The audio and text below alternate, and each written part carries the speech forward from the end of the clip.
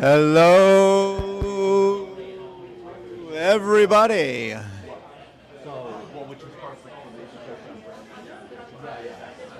Hello, hello, hello, hello, hello. Hey, there I am. Hey, we are 2 minutes away from starting. Grab your coffee, grab a Danish. If you're here for the first time, the coffee is free. Help yourself. Thank you so much for coming, everyone. We got 2 minutes.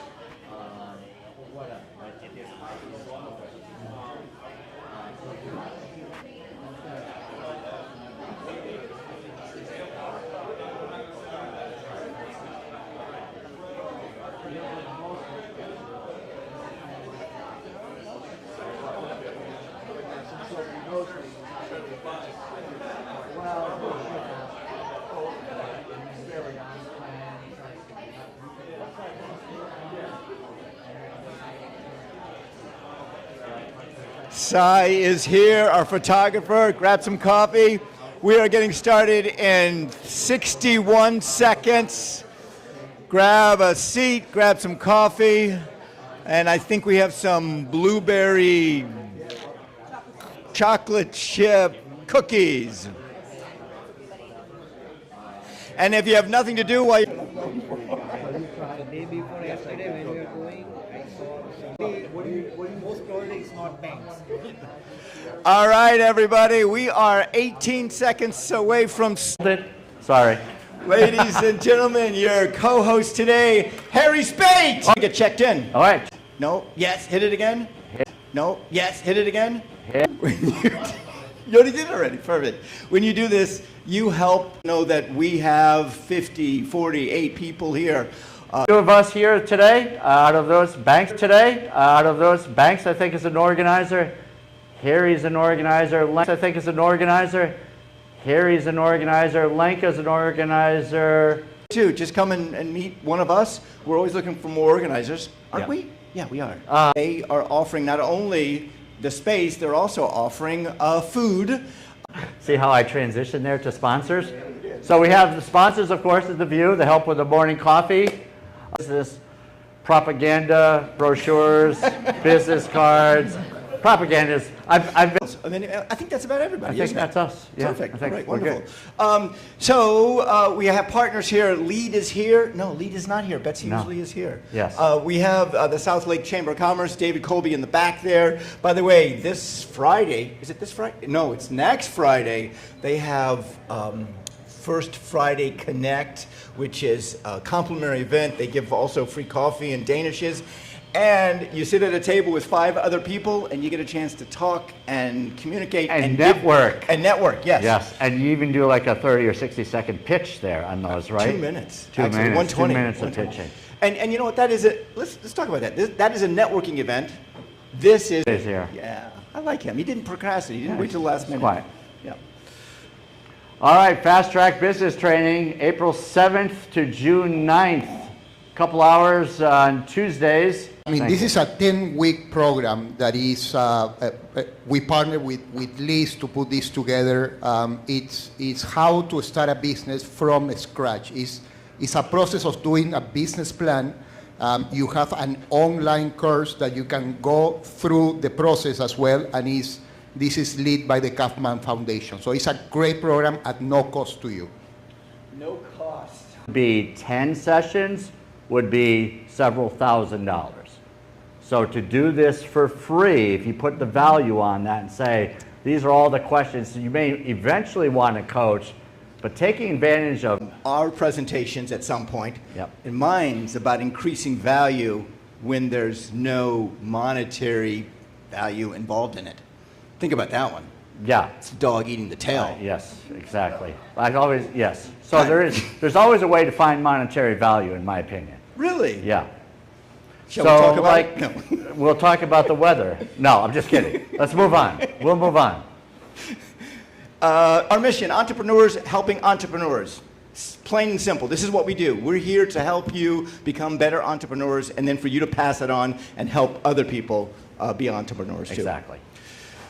Key pillars, presentations, not pitches. The 60-second, 2-minute pitches, those are great for the chamber. Another networking events, but we're all about connections and not networking for the community, by the community, by the community, and a welcoming place so that we're friendly, we welcome you, and we want others to do the same.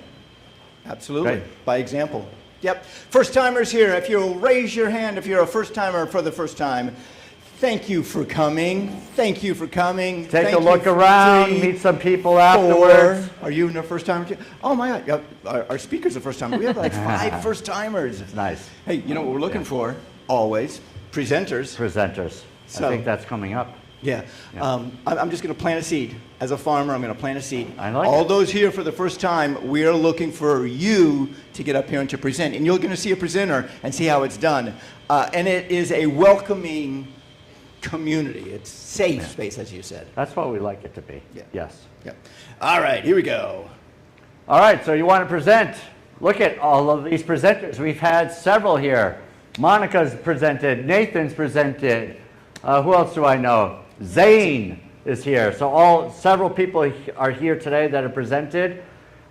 We love you to apply to present. You just go to 1 Million Cups in drop down, choose Clermont, and then you just apply to present, and we will help you with a presenter coach, if you will, and we'll see what you need and adjust what we can give you based on what your needs are. So some will need, do I need to do anything different? And some of those is just check the boxes and they're off to the races. So wherever you are, we're here to help. And presenting and speaking in front of others is a great skill set to have. So if you're thinking about to bankers, to the community, and developing this skill set where you can get a 5 or 6 minute presentation down, it will be good for you. And we're here to help. Is that right, Ramona? Oh, Ramona's here. And Harry knows a lot about this because he is one of our coachers. Hey, he's a coacher. I am a coacher, a poacher. He coaches. Yes. Also, Lee is one of our coaches, and Amber is our post-coacher. Yes. How about that? It's amazing. We got a lot of things going on here, don't we? We've got a lot of coaching. All right. I'll go with this. Our guiding principles, we want to support the entrepreneurs in the room. We want you to be curious and not critical. Explain the difference between that. Well, it's okay to ask questions. It's good to be supportive, though. So what are we trying to do? Are we trying to build up or tear down? And if you're always in the mindset, I'm here to help and encourage, then there's very little tearing down. So just think, how can I build up this person and help when I make a comment? And that's really what the whole goal is. We're a big group of friends helping each other. And if you visualize that, this group keeps growing.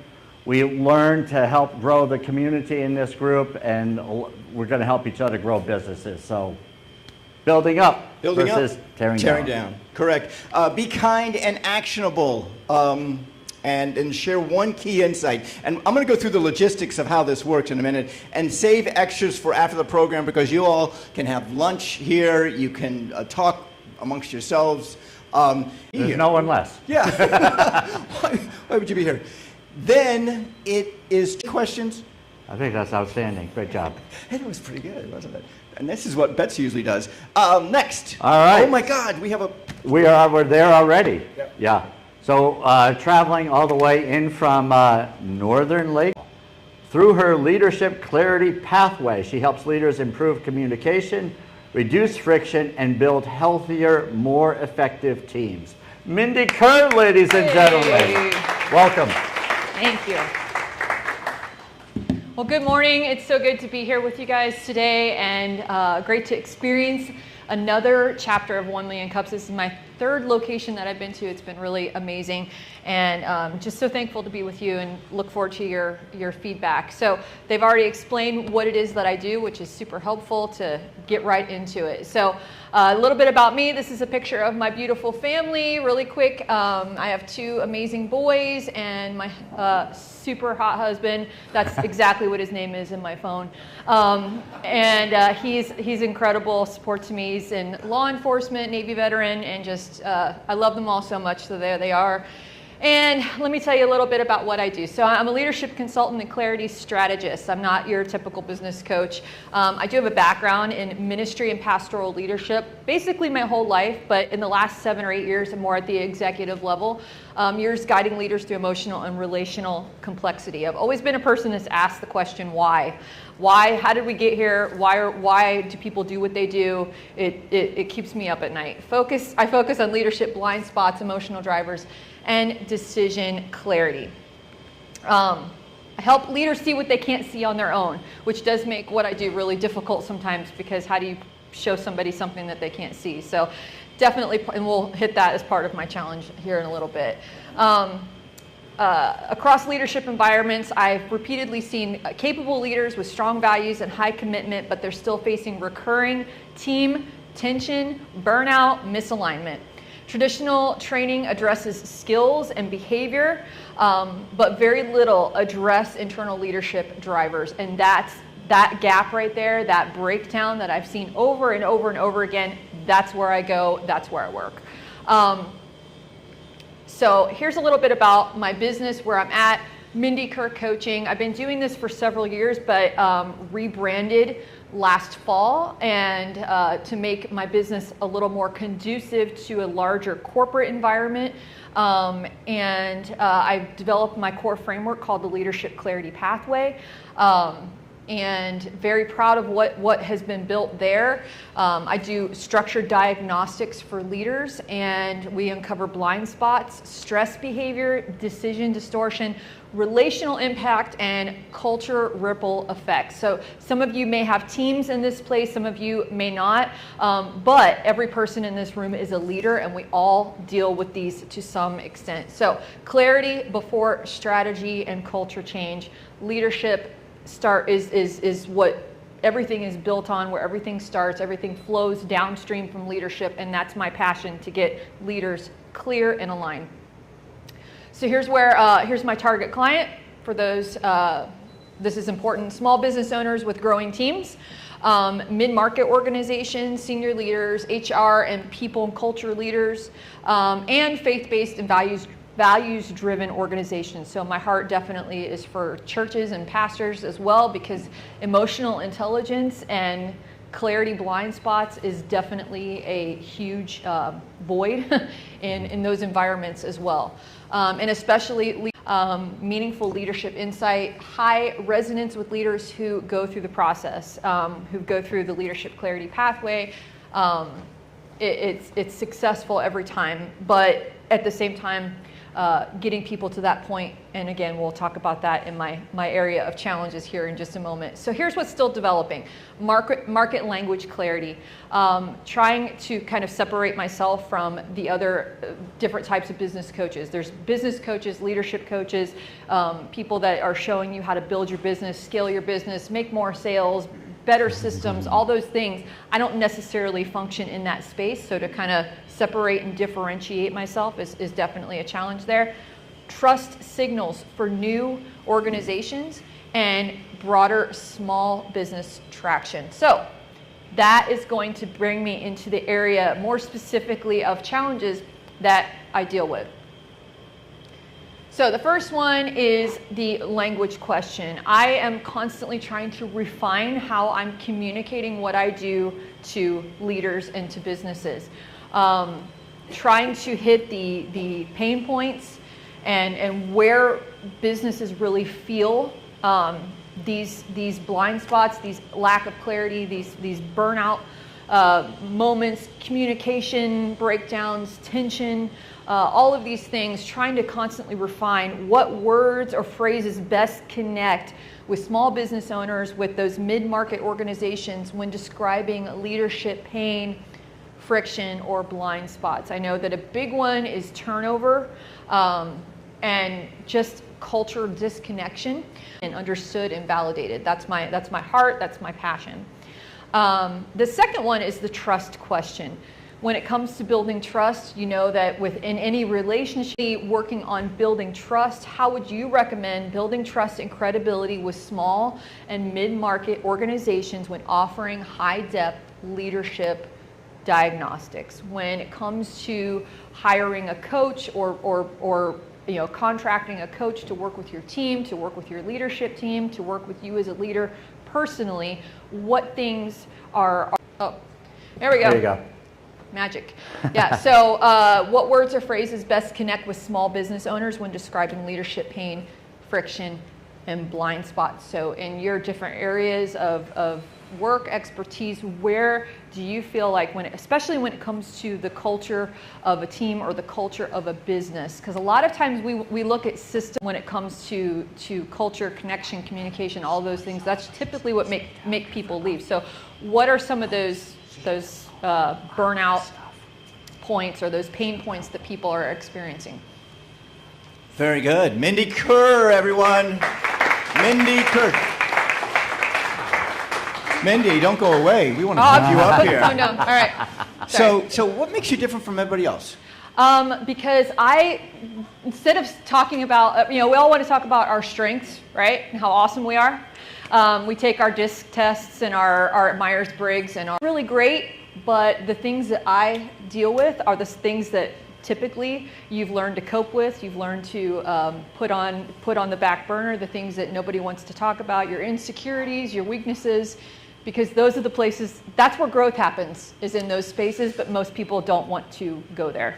Okay. But I'm happy to go there. Let's go there. Let's go with one. Oh, we can go there. Come on. Let's go. So what is one of them that Okay. instead of talking about the How strength, about me? I'll talk about me. a weakness or something. Yeah, I'll talk about me, okay? I'll put myself out there. But for me, and the framework that I use, because we framework for that, the Enneagram is different than Myers-Briggs or DISC or anything like that, because it uncovers your core weaknesses, your core challenges, your core fears. But those are the things that drive you. That is the shadow side of all your strengths. Every coin has two sides, right? And we usually just want to show people the great side of things. We don't want to show them the under the rock. You know what I mean? So for me, I am a very black and white, principle-driven, integrity-driven person. That's been who I have been my entire life, and I'm just kind of scratching the surface right now. But with that decisiveness, with that black and white mentality towards life, the shadow side of that is becoming critical or judgmental or resentful when other people don't follow the rules.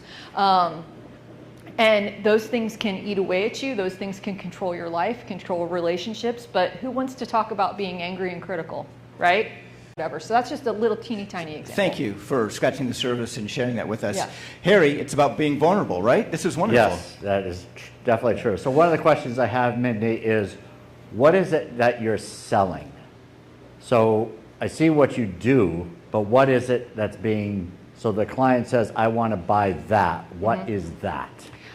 There's clarity is the first part that you're getting. Okay, so there's the clarity aspect, which then brings your leadership into alignment, and then that brings healthy leadership and healthy teams. So we're solving the problem of I'm feeling burnt out. I'm feeling like I am running into the same pattern over and over again, the same frustration, the same hang up. We get to the bottom of it, break the cycle, and realign. Okay. So we are at the point now where we are opening up for you all. So if you're new here and you have a question or a comment you'd like to make it concise and quick and easy, and then you can either respond to it or meet afterwards and talk about it. And we're going to start right there with Ramona. Hi, Ramona Hi. with Authentic Life Journey. I love everything that I'm hearing. It's very aligned to my own work. So I want to touch on the trust question, because one of the things that I've learned in developing my own business around these same kinds of relationships is that it comes down to how am I building a relationship with that company? Mm-hmm. Where am I starting with them? If I just go in with the here's what I'm offering you without a what can I do to serve you attitude, then nothing moves. The companies that have brought me in, it's because of the relationships that I've built with them. So my thought here is, how are you building relationships?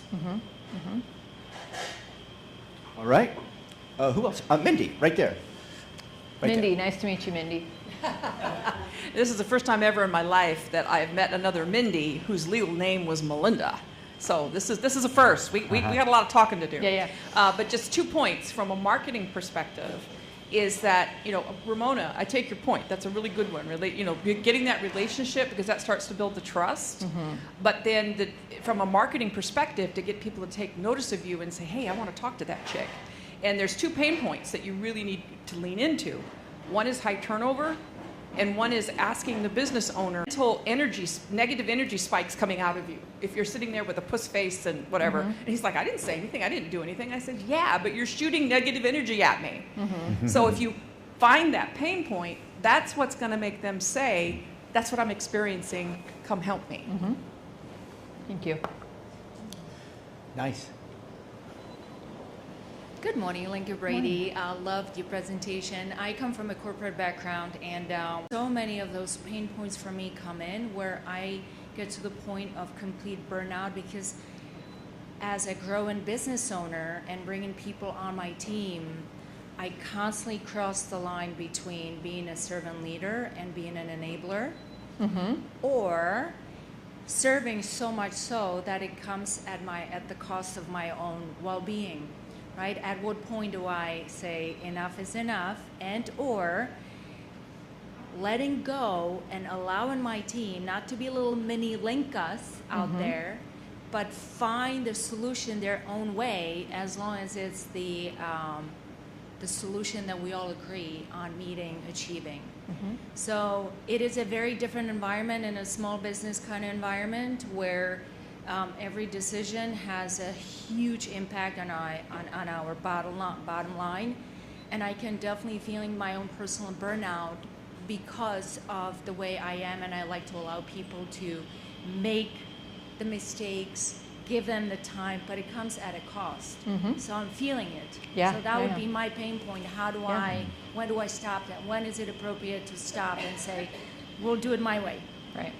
And I'm, because it's what I eat and breathe and sleep, this work that I do. I'm listening to you talk, and I'm already my wheels are already turning. You know what I mean? So I know exactly what you're talking about. Thank you. Yep. So whenever you say something like clarity, as a business owner, I have virtually no experience with what clarity exists as, and I also, it's as clear as it's going to get for me in my mind. So why buy the service? Right. What I'd really recommend, finding a one-sheeter, created as a pyramid, identify the tools that you utilize to bring clarity, because even whenever you're asked, what do you actually do? Your answer is, I bring clarity, which is a theoretical and has absolutely no definition to it. So you really have to define those items as you're going and trying to sell, and by being able to point on a one-sheeter to the tools that you're going to utilize, maybe different tools for each person, because every person has a unique profit or a unique value to them. Right. You can then at least say, hey, I'm going to bring you clarity through doing these things. Right. Which is, just to address it, is on my website. Everything's there. I just, I'm just not breaking into all of that at this moment. But the breakdown of how that all works is definitely, so feel free to take a look at that and provide feedback based on that as well. So, quick question. What is the size of organization that you are looking for to be your clients? Well, I know that wisdom says to dial in on a very, very niche, group, but at the same time, what I do can apply to a very small business and team.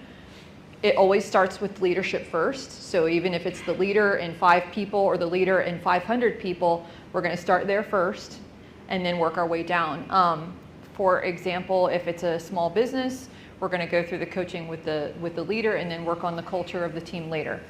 For larger businesses, I'm actually working with a company, a real estate company that has multiple directors, so that's going to be kind of an ongoing, several months of getting through coaching with every one of those directors. So it really depends on the needs of the business and where their specific pain points are, and that's the important thing about even just a simple as a discovery call with a a business owner or a leader is knowing like, okay, where are you at right now? What is going on with your business where you feel these pain points, and let's design this structure that fits you best. We're still going to use the leadership clarity pathway as the template, if you will, but every business is dealing with something different. Every leader is dealing with something unique. So yeah, from what I've seen, you know, you want to target a specific size of business, because I mean, I've seen businesses that are probably $5 million in revenue or more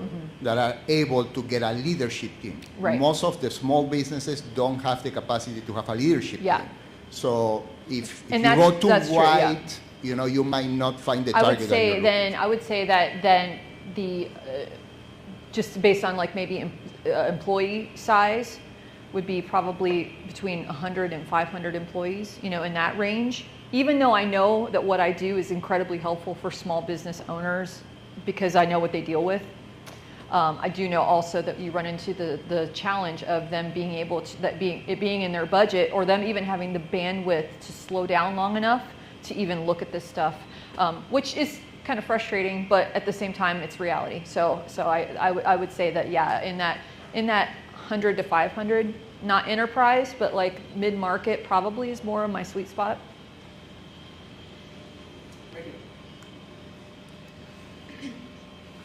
Hi, so these questions are really great. I like how you've really deduced down exactly what your challenges are, and these questions are great. And I'm a little bit confused as someone that's worked in a toxic work environment before, and it started at the leadership level just like what you're explaining. The issue was that they weren't willing to accept it, about the feedback that even just the employees were giving them. So how exactly does this work? Do you go in, do you observe for a few weeks, and then you give them like a report and hightail it out of there? Or are you sticking around and to their face like, hey, you're not very nice, like you're not a nice person? Well, and this is the tension of toxic work environments or unhealthy culture, is that these supportive roles are the ones that are getting the brunt of it. They're the ones that are feeling it, yet they're the ones that don't have the authority or the power to do anything about it, which is incredibly frustrating. And I've been, early on when I first started this, I took on a client who was like, here's my 15 managers, fix them. You know, like they're not getting along with each other, they're this person doing that. I'm like, okay, we can talk about that, that's great.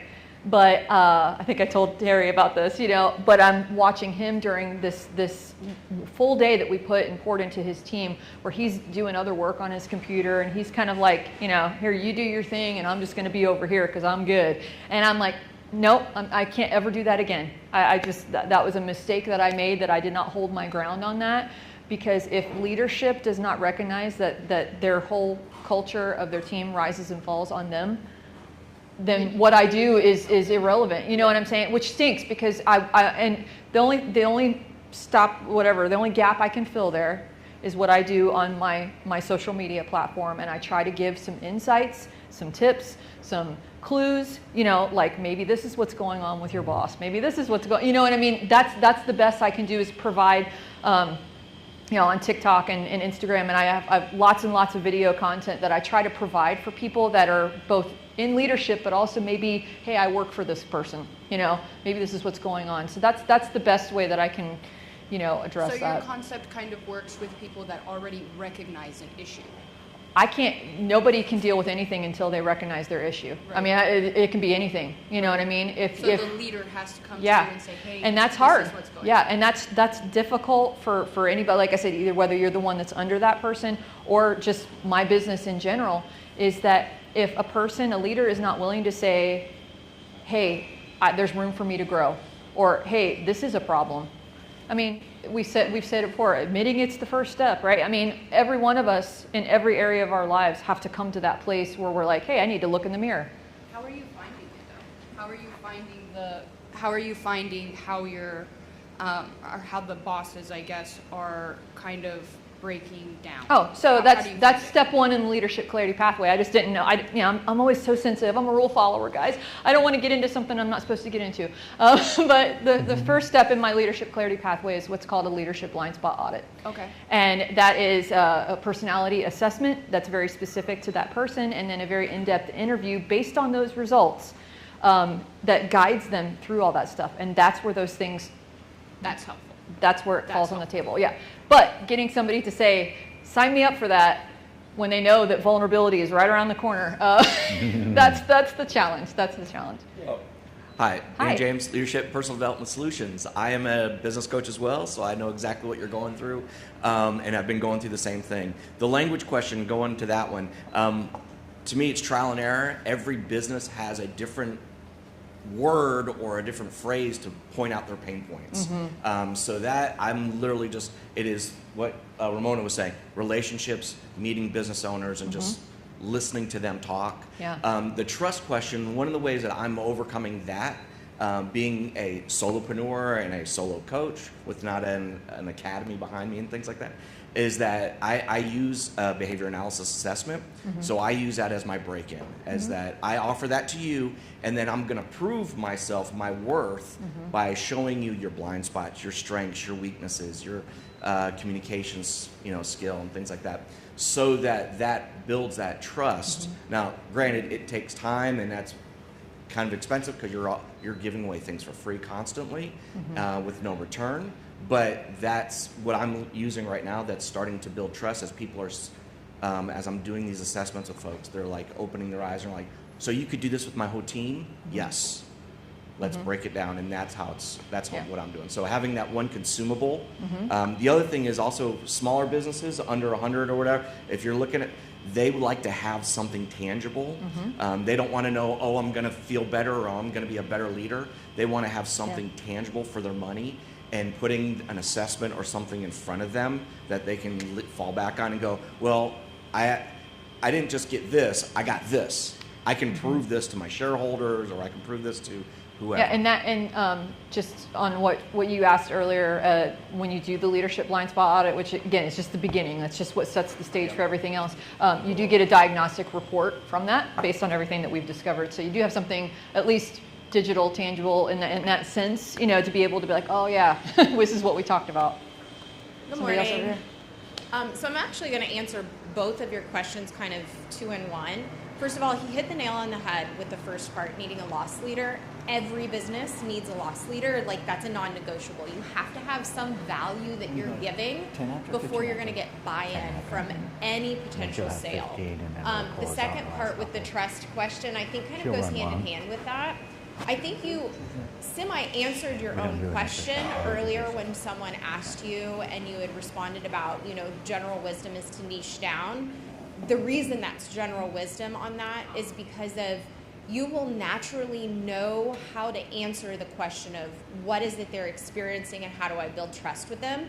So what I would recommend is when you think of the clients you've already worked with and you think of the ones that were the most successful, and you were inquisitively asking questions to lead them the direction that you needed to go, and they were giving you answers, that's the exact answer to your question. How can I reach them on what they're experiencing? They've already told you. Those are your ideal clients and how you're going to reach new ones because you've already experienced it, you've already heard what they've expressed being an issue. And by focusing on niching down, you're actually going to find that you will grow the space much more rapidly than if you are more generally focused. And you can see this across any business type. Right. And so just by doing that, you'll still attract the other businesses because what they're going to do is they're going to reach out and say, hey, I know this doesn't seem to be your focus, but would you consider it? Because they're going to be drawn to your natural, genuine nature. And that also goes with the trust. I think when you just speak genuinely and you spend your time being inquisitive, people will naturally pick up on the fact that you are genuine. Thank you. Thank you, Amber. Yeah. Hey, Harry, I got one question for you. What earns confidence, Harry? What experience? Yeah. Having testimonials. What if you're like a boss? How can you empowering? Yeah. Empowering. Letting help develop leaders. Yeah. Let's ask the expert right here. Well, can I ask a follow-up question to this, maybe to tie it all together? Of course. Fresh, when a leader, a human being, the people around you in your life, just like you were talking about earlier, everybody else is seeing your blind spots except you. That's why it's called a blind spot, right? So here's a question that I probably need to take some of this out and reword it and make this the question. How do you get somebody that has a blind spot, that you know they have a blind spot, but they're not willing to address it, look at it, admit it, explore it, whatever? How do you get somebody to see that? Because there's a lot, and I can tell, I can address it from the personality standpoint. We don't have a week to do that right now, but there are a lot of leaders who don't want to even touch vulnerability. They don't want to admit weakness. Why are you failure, looking at me? I'm really. You said vulnerability, so I was like, kidding. I'm just 100% kidding, but she's right. But yeah, like so to his friends or their spouses or their coworkers or their employees, they'd be like, well, but until that person is willing to say, hey, let's explore this. So when it comes to getting people to, and I know how I felt when I heard the language to my own personality. I felt like, wow, I'm not genuinely help people feel like, hey, I see you, and not, especially like. But then Amber is going to share some insights about personalities and communication. Mindy is going Amber. to. Who is Amber? Mindy. Amber made a great comment that stuck in my mind. So I didn't mean to throw you off, Amber. She's like. I would say that opportunities to have genuine conversations and one-on-one, I mean, anybody in this room, I would love to have coffee. I would love to sit down. I would love to talk to you, hear where you're at, get to know you better, and build that trust. That is my priority right now, just in general. Genuine and very passionate about what I do, and really helping people to grow in this area. So ideas in that sense, but also just connecting with me, follow me on my socials, just all that kind of stuff, and just staying connected would be really great. So X2 is a little bit different. So on weeks where we have one presenter, our goal is to provide incredible value. Every week, you're walking away with something that's valuable for your business. So that with that in mind, we'll feel like we want to share additional value for the group. And let's talk and see if we can apply for something where you might be able to participate. All So right. Mindy Kerr, back to you and our Hey. extra shot here. Excellent. All right. Well, we're going to change modes and switch hats here real quick. Make sure my timer's going. Today, I asked Harry what would be beneficial, which we do in all kinds of different ways. And in the business world, in the corporate world, whether you're in it now or you've been in it before, we know that depending on who you're working with, communication can break down very easily, right? It can be misunderstood, it can be non-existent, it can be all or pronounce it. So we're not going to get into all that. We're just going to kind of squish it together here and break it down into about 5 different styles. And I'm hoping that today, one of these styles is going to resonate with you and make you think a little bit. And it's not just going to be about how you communicate in your business per se. This can apply in your relationships, how you communicate with your friends or your spouse or your kids or your parents, whatever the case may be. So let's get started today. And I pre-apologize if I talk fast. I'm going to try to slow down. When I'm not reading a teleprompter, I sometimes talk fast. But we're going to talk about 5 different styles of communication and the blind spot of each one of these styles, okay? And how we get realigned, just giving you some tips to how to get realigned if this is you, all right? One of the biggest communication problems on teams isn't intelligence, effort, or even personality, okay? Personality, even though personality is very telling and explains a lot of things, it's still a surface level behavior. It's that people process information differently. Every one of us shows up in the world differently. And when people do not see things the way you see them, it creates some level of frustration, right?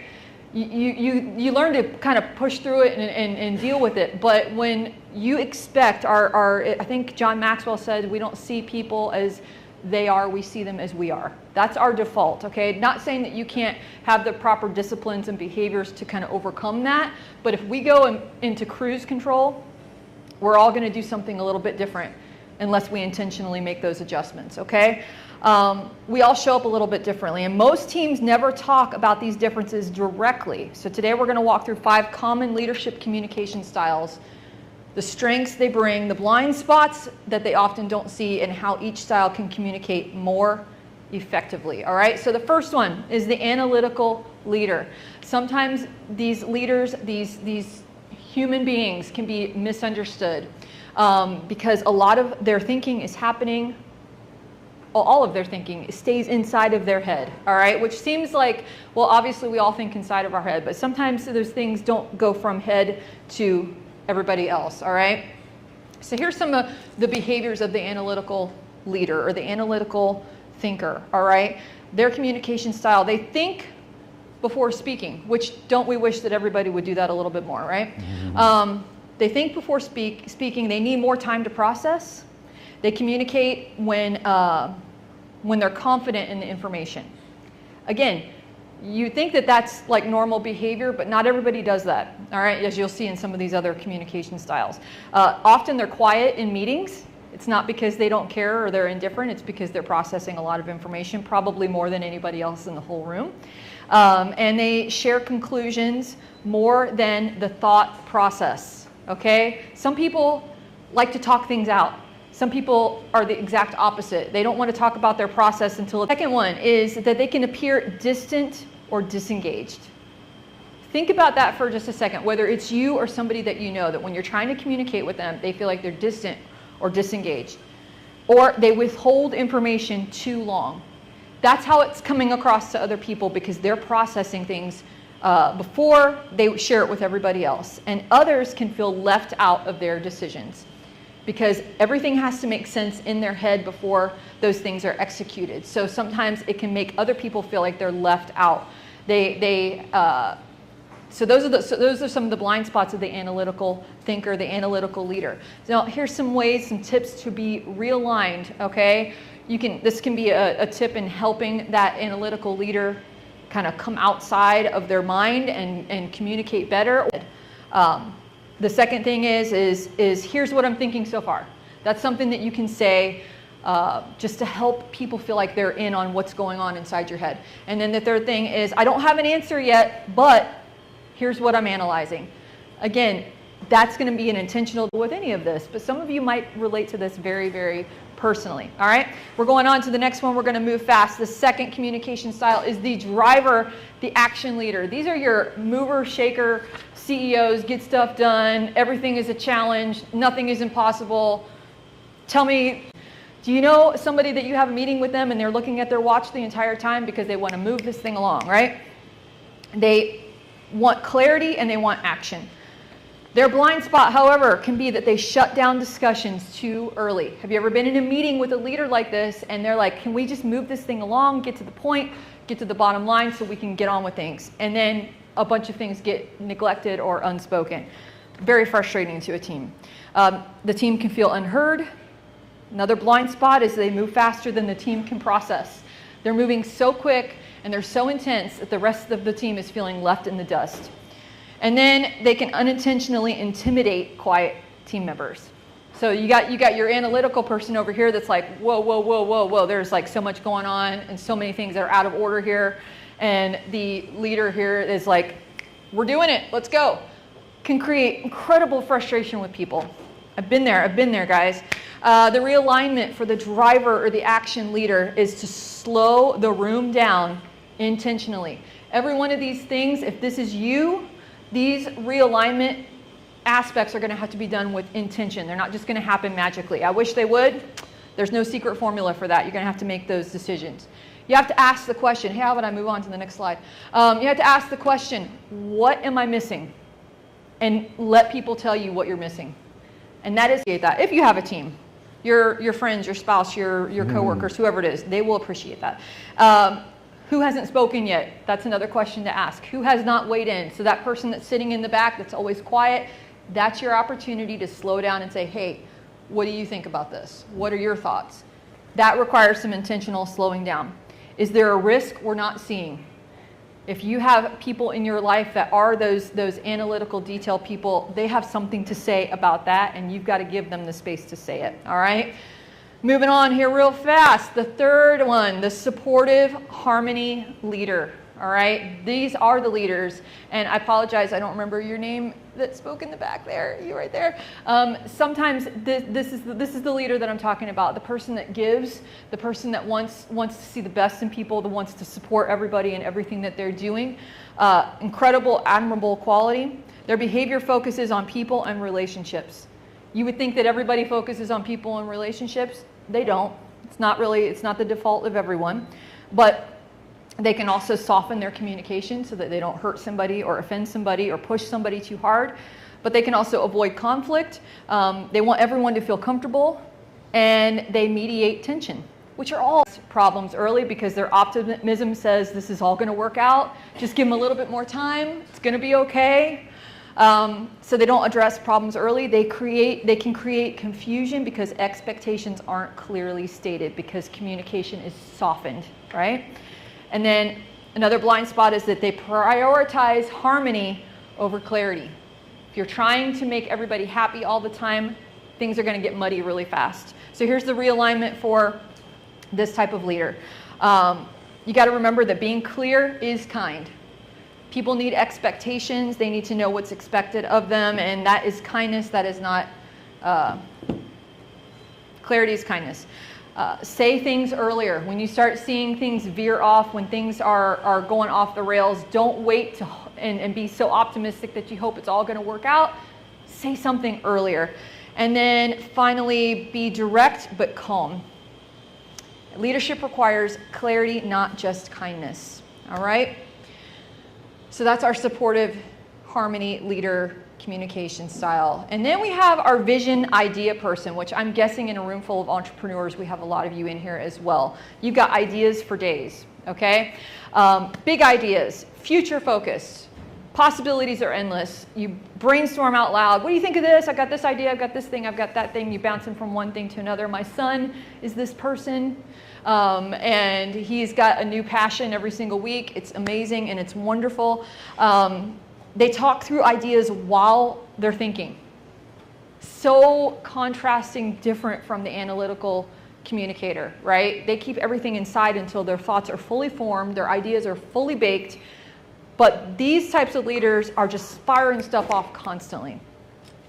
They energize the room and they love brainstorming the possibilities, but their blind spots mean they have too many ideas, not enough follow through, and their team can feel overwhelmed. Your friends can feel overwhelmed. Your coworkers can feel overwhelmed. Some realignment ideas is to clarify next steps, define priorities and what is not a priority. I'm talking so fast, I hate this. All right, but last one, we're going to end. The principled standards leader. Sound judgmental. People feel pressure instead of encouragement. And the realignment for that type of communicator is to balance correction with encouragement. You know, the whole sandwich thing, praise, correction, praise, and explain why behind the high standards and point out what is working, not just what is wrong. Thank you, Mindy Kerr. Thank you. There's a lot of stuff. Thank you. Harry, which one are you? I am the peacemaker one there. Harmony. I am too. Yeah. Harmony. We want people to get along. We do. And we have a hard time when they're not getting along, and then we're like, what's wrong? We want to fight them. And that's where someone might need Mindy, not Amber, Mindy, a person like that. To come. Yeah. Linka, you want to take it away for photos? We're going to have a photo. We're at the end. Linka, she'll set us up. Make sure you get this pointer finger up, not Linka. The middle one. Okay, Ken? Oh.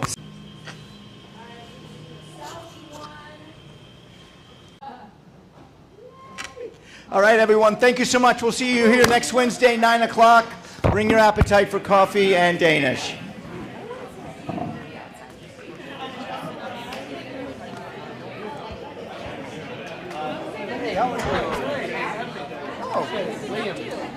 Liam. Cool name, Liam.